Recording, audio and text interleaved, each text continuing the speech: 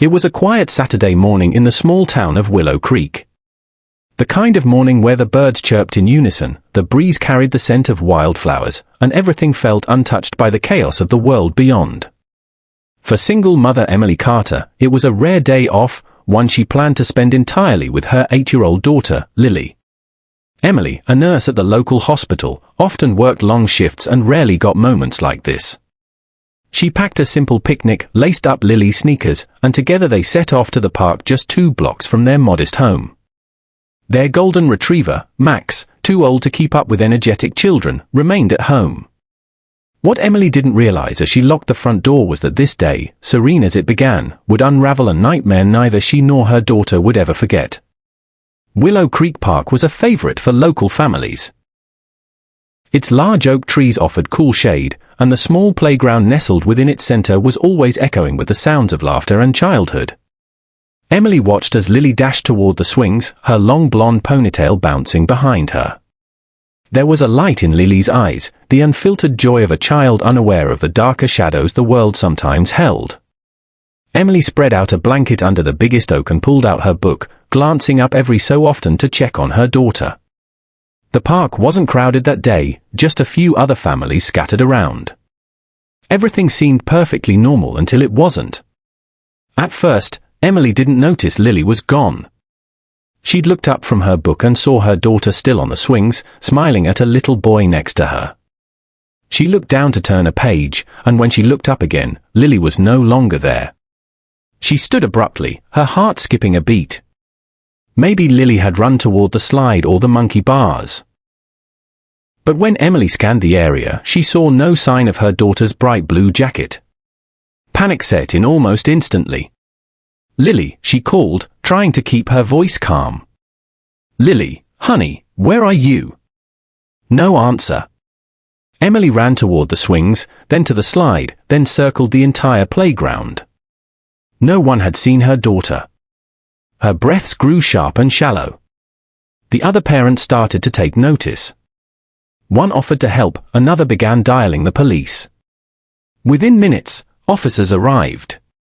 And with them came K9 officer Jake Ryland and his highly trained German Shepherd, Titan. Jake had served in the force for over a decade and had been paired with Titan for nearly 5 years. The dog was known throughout the county for his instincts, his discipline, and his loyalty.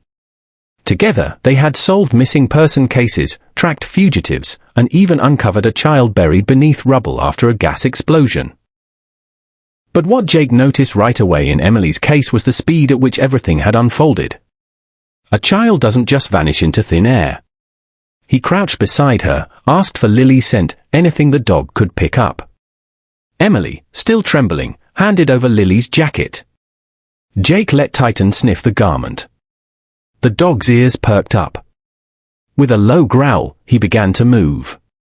Jake signaled the others and followed. Titan led them to the park's edge, where a thick patch of trees separated the main playground from a walking trail that wound through the woods. The dog paused near a low bush, sniffed the air, then darted forward with urgency. Jake barely had time to alert the team before they disappeared into the trail. The officers followed Titan deeper into the forest. The trail, once familiar, seemed ominous now. After 10 minutes, Titan stopped near an old, abandoned ranger station. The paint was peeling, windows boarded up, and the door hung slightly ajar. Titan began barking furiously. Jake drew his gun, motioned to the others, and approached the entrance. When they pushed through, they found nothing, no signs of Lily, no signs of anyone. But Titan wouldn't stop barking. The dog sniffed the floor, then began scratching furiously at a small wooden panel near the back wall. Jake dropped to his knees and pried it open. A hidden crawl space. Inside, they found Lily's small shoe and the ribbon she'd been wearing in her hair. No blood, no signs of struggle, but she'd definitely been there. Emily arrived moments later, escorted by a younger officer who had stayed behind to gather information. When she saw the items recovered, she collapsed in tears. But Jake didn't let despair take over. Titan was still pacing, sniffing, growling low. He was onto something. Jake knew his partner well, When Titan's instincts kicked in like this, they always led somewhere. Jake gave Titan the signal. "Find her, boy." And he did. Titan took off again, this time veering off the main trail and into the deeper woods. The officers followed closely. Emily, desperate not to be left behind, insisted on going too. She didn't care about the rules or procedures. Her daughter was missing, and she'd follow anyone who had a chance of bringing her back. After nearly half an hour of rough terrain, Titan slowed. Then he stopped entirely near a creek bed. The area was quiet, too quiet. Jake looked around and saw the faintest outline of tire tracks in the soft soil. He took photos, bagged a few strands of what looked like duct tape stuck to a tree, and radioed in the coordinates. The kidnappers had likely driven through the woods, a risky move, but possible with the right kind of vehicle. Then Titan growled again, louder this time. Jake turned just in time to see movement behind a tree. "Freeze!" he shouted, gun raised. A man stepped out slowly, hands in the air. Late 40s, unshaven, ragged clothes. He stammered something about just camping, but Titan lunged toward him, held back only by Jake's command. Something wasn't right. The man wouldn't make eye contact. His stories didn't match up. And when they checked his backpack, they found children's snacks, a girl's bracelet, and a cheap prepaid cell phone. The man was arrested on the spot and brought in for questioning. But he refused to talk. Claimed he found the items in the woods. Claimed he didn't know anything about a little girl. The evidence was thin, and the clock was ticking. Emily was inconsolable. Hours passed. Then night fell. Still no sign of Lily. Jake didn't sleep. Neither did Titan. They spent the night retracing steps, combing through forest paths, checking every cabin and abandoned trailer within a 5-mile radius. Something told Jake that the man they'd arrested was involved, but not the mastermind. There was more to this. Early the next morning, Titan began barking at a storm drain near the edge of the woods. It had been overlooked during the initial search. Jake pried off the rusted grate and crawled inside, flashlight in hand. The tunnel was damp, narrow, and reeked of decay. But Titan didn't hesitate. He squeezed through behind Jake, his nose low to the ground. They traveled about 50 feet into the drain before they found her. Lily. She was curled in the fetal position, eyes wide with fear. Her hands were bound with rope and her mouth was gagged, but she was alive. Jake shouted for backup, then scooped her into his arms. Titan stood guard at the entrance, growling low as if daring anyone to come near. Emily ran toward them the moment she saw the officers return.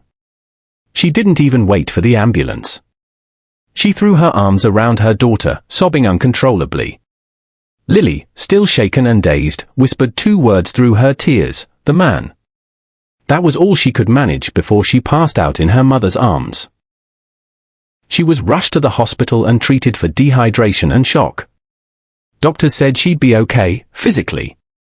But the trauma ran deep.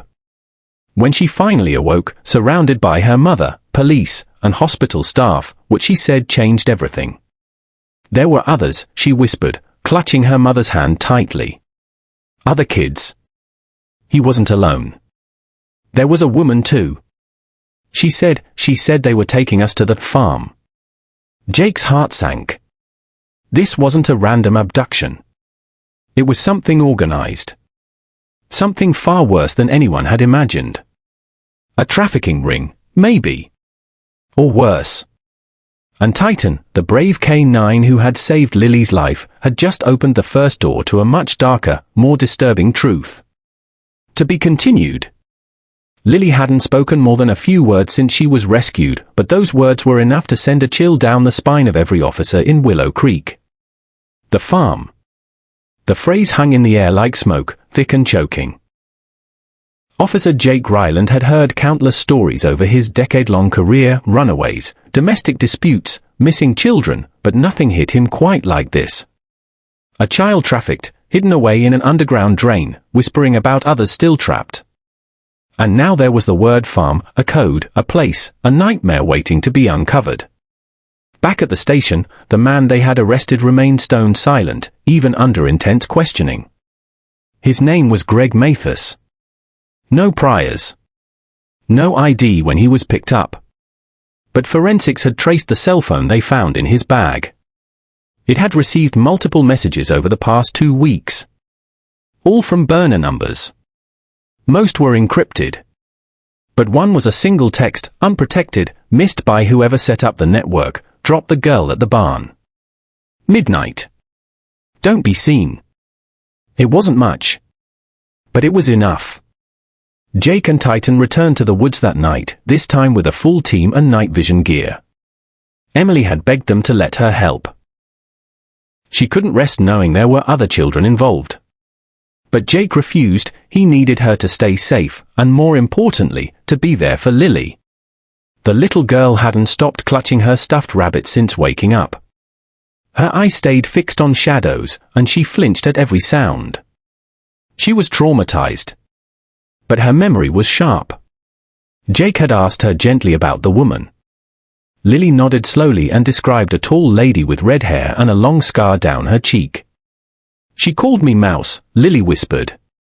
She said if I was good, I'd get to go to the big farm with the other kids. The one where bad parents never find you. Jake's blood ran cold. This was a system. Not a random snatching. A machine. He reported everything to Captain Wilson, who in turn called in state authorities. But Jake didn't wait for bureaucracy to catch up. He couldn't. Not with kids still out there. Instead, he loaded up his truck, secured Titan in the back, and followed the only lead they had. The mention of a barn. There were dozens of barns within a 20-mile radius of Willow Creek. But only one had a history that raised eyebrows. An old dairy property at the edge of Dry Hollow Road, long abandoned, supposedly bought by a private investor 5 years earlier. The buyer never registered a name, just a shell corporation. No activity since. No farming. No renovations. Locals said strange vans passed by sometimes late at night, but no one looked too closely. People in Willow Creek liked their peace. They didn't poke beehives. Jake didn't believe in coincidences. That property had to be it. He drove out under the cover of night, headlights off near the end of the dirt road. Titan sat quietly, tail still, ears alert. The air itself seemed to hold its breath. Jake parked about a quarter-mile away and proceeded on foot, Titan at his side. The barn looked like every horror cliché, weathered wood, a sagging roof, and silence so deep it felt unnatural. But something was off. Too clean. No overgrowth, no cobwebs on the door. Jake crept closer and saw tire tracks, recently made, and faint footprints, adult and child-sized. He reached for his radio. I've got movement around the Dry Hollow property. Possible confirmation. Going in to assess. Back up on standby. Copy that, came the dispatcher. Backup ETA 12 minutes. Proceed with caution. Jake didn't wait. He gave Titan a quiet hand signal, and they moved like ghosts. The side door was unlocked. Inside, the barn was dark, but not abandoned. Neatly stacked crates lined the walls. There were cots, children's clothing, food bags, and sedatives in unmarked boxes. It was a holding station. A trafficking pit. Jake's stomach twisted. Then he heard it. A soft sobbing, muffled. Titan shot forward toward the sound and stopped at a false wall. Jake felt around until he found a latch, pulled it open, and behind it were 3 children, 2 girls and a boy, no older than 10. Pale, dirty, terrified. It's okay, Jake whispered. I'm with the police. You're safe now. One of the girls tried to speak but couldn't. Her mouth had been taped so often her skin was raw. Jake called it in. As he waited for backup, Titan began growling again. Someone was still there. Footsteps above. There was a loft. Jake moved quickly, gun raised. He climbed the wooden ladder, every step creaking under his weight. At the top, a door swung open and someone dashed out. A woman. Tall. Red hair. And a long scar down her cheek. The woman, Jake muttered. Lily had been right. Stop, he shouted. She ran. Titan didn't wait for the command this time. He leaped from the loft and hit the ground running, bounding after the woman as she darted into the woods. Jake followed, breathing hard, ducking through branches and over roots. But Titan was faster. He tackled her less than 200 yards from the barn, teeth inches from her throat, growling deep. She didn't scream. She didn't beg. She looked Jake in the eyes and smiled. You think this ends with me, she said, voice smooth, mocking. You found a small station. A pit stop. There are farms all over. We don't take kids. We collect them. Like cattle. Jake felt bile rise in his throat. He cuffed her, hard, and radioed in the arrest.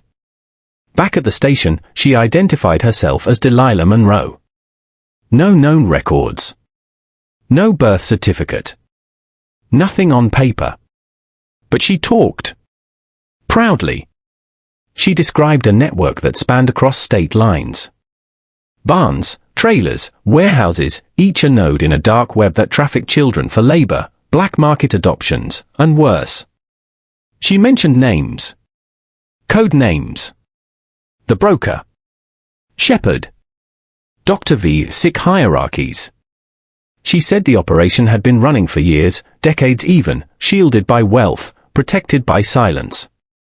Jake was stunned. But what rattled him most was her parting message. You think you saved her, she said, referring to Lily.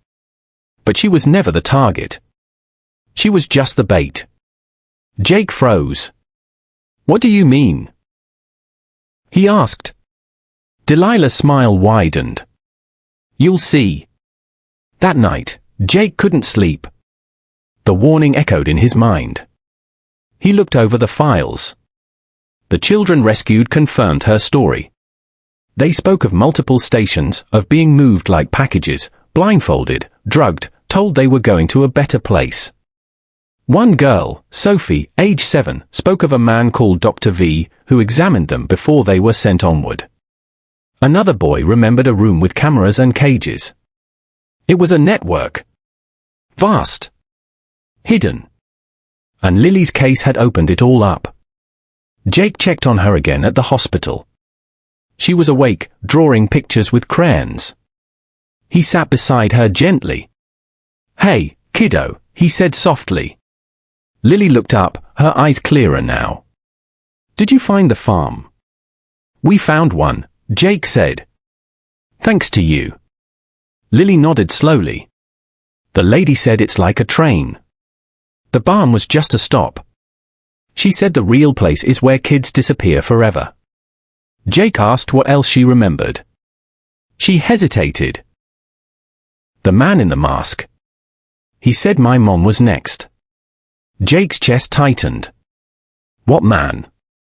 He watched me. Through a glass window. He had a scar on his hand. He said my mom saw too much. Jake called the station. Had Emily been followed? Was she safe? Officers rushed to her house. But it was too late. The front door had been forced open. Emily was gone. And left behind on Lily's pillow was a note written in block letters. The farm wants her back. The night Emily vanished was the coldest Jake Ryland could remember, not because of the temperature, but because of the silence that fell over Willow Creek. The house had been broken into without resistance. No signs of a struggle. No blood. Just a note, a broken cup on the kitchen floor, and Lily's stuffed rabbit placed perfectly upright on the windowsill. Whoever took Emily wanted Jake to know it wasn't random, it was deliberate. And personal. Jake stood in the doorway of the home he'd come to know so well over the past few days. It had been filled with so much pain and then so much hope. Now, all of that had been ripped away again. Lily sat in the back seat of his cruiser, staring blankly at the rabbit in her lap. She didn't cry. She didn't move. She simply whispered, "They took her to the real place, didn't they?" Jake knelt beside her and nodded slowly. "We're going to get her back. I promise." She finally looked at him. "You have to go to the mountain." "The mountain?" She nodded. "She told me once, Miss Delilah. The final place is in the mountains. They call it the Hollow." Jake's heart began to pound. That name wasn't new. Old rumors from long-retired officers talked about a stretch of wilderness 40 miles east of town. Dense, unpatrolled forestland scattered with abandoned logging roads. It was owned by a defunct mining company, but the area was private, closed off to the public. Locals didn't hike there. No one did. But what Lily said next changed everything. She said that's where the doctor lives. That he decides which kids are special and which ones disappear forever. Jake called in every favor he had. The FBI had begun their own investigation, but the wheels turned slowly. Jake couldn't wait. He wouldn't. Not with Emily in danger. He suited up, loaded Titan into the back of his truck, and prepared for what might be his last mission. The woods were thick, and the property covered hundreds of acres. No map. No drones. Just instinct and the girl's haunting words.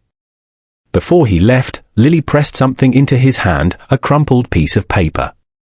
A drawing she made. It showed a building with no windows, surrounded by tall trees and a crooked fence. In the corner was a figure with red eyes. She had drawn Emily beside it, reaching out. "Don't let them take her," she said. "I won't," Jake whispered. It took nearly 2 hours to reach the edge of the mountain forest. He left the truck behind and traveled the rest on foot. Titan led the way, nose low, tracking Emily's scent from a scarf Jake had found on her bed. The terrain grew steeper, the air colder. Night fell fast. And then they found it. A clearing. Faint light shimmered through the trees. Jake crouched behind a rock, peering through binoculars. A large building sat in the center of the clearing, surrounded by high fencing topped with rusted barbed wire. No obvious guards. No noise. But there were cameras, at least 6 that he could see. And something else, generators, humming beneath the surface. It wasn't just a farm. It was a facility. He knew he couldn't storm it alone. But he could infiltrate. He had to try. With Titan by his side, they crept through a gap in the fencing where the metal had rusted and bent inward. Inside, the silence was deafening. The windows were blacked out. The doors reinforced. Jake made his way toward a side entrance and picked the lock. Inside, the stench hit him first, chemicals, metal, and something worse.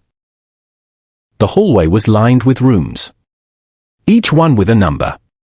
He opened one carefully. It was empty. Another held old toys.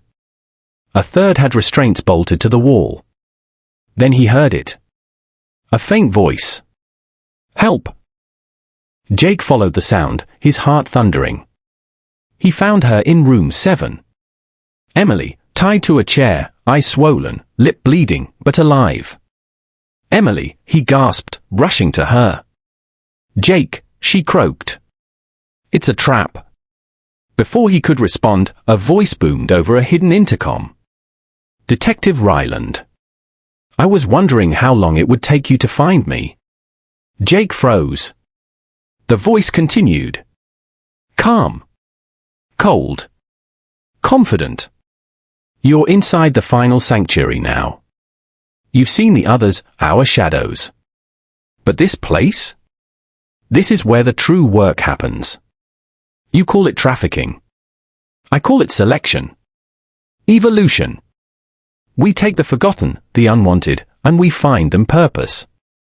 And occasionally, when someone pokes too deep, we deal with them."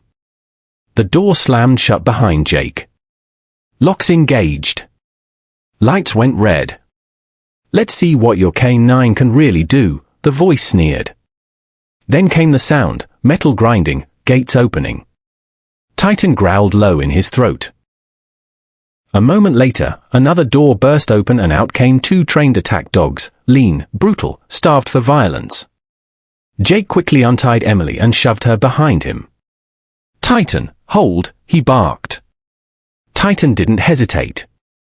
With a guttural snarl, he lunged forward, intercepting one of the dogs mid-air, flipping it onto its back. Jake drew his weapon as the second dog lunged. He fired once, clean. It dropped. Titan finished the first dog with a swift move to the throat. Blood stained the floor. Jake wasted no time. He kicked open the panel in the back of the room, which revealed a service ladder. Emily climbed first, Titan second, then Jake. At the top, they emerged into a control room filled with monitors. Each screen showed a different part of the building: cells, surgery rooms, exam tables. And in the center chair sat a man in a white coat. Dr. Victor Hanley. Jake recognized him from an old case file, a disgraced surgeon who vanished years ago after being accused of experimenting on foster children. Charges had been dropped when evidence disappeared. "You're Dr. V," Jake said, leveling his gun. Hanley didn't move. "You're too late, Ryland. This place burns tonight. We're already gone. This was only the decoy. You're lying." He smiled. "Am I?" Jake handcuffed him anyway. Took his phone. Grabbed the hard drives. Then he called it in. Authorities swarmed the place within the hour. The FBI. State police. Even Interpol. Hidden rooms were found. Dozens of names were uncovered. Evidence of a sprawling, international child trafficking ring with ties to black market science and underground adoption markets. Victor Hanley wasn't just a rogue doctor, he was one of the founders. But as massive as the bust was, the question remained, how many more farms were still out there? Emily was taken to the hospital. Lily ran into her arms, crying for the first time since her rescue. Jake stood beside Titan, who had a gash on his leg but still sat tall, alert, and proud. "You saved her," Jake whispered, stroking his fur. "You saved them all." In the weeks that followed, Jake gave testimony before the state senate. His story, Lily's story, broke nationwide. Donations poured into recovery shelters. Missing children reports were re-investigated. And Titan? He became a hero. Medals. Awards.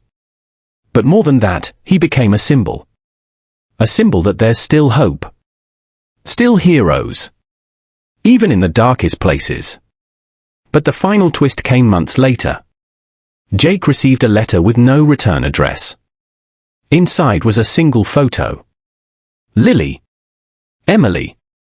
Smiling together in a park. And in the background? A man in a black coat. Scarred hand. Watching.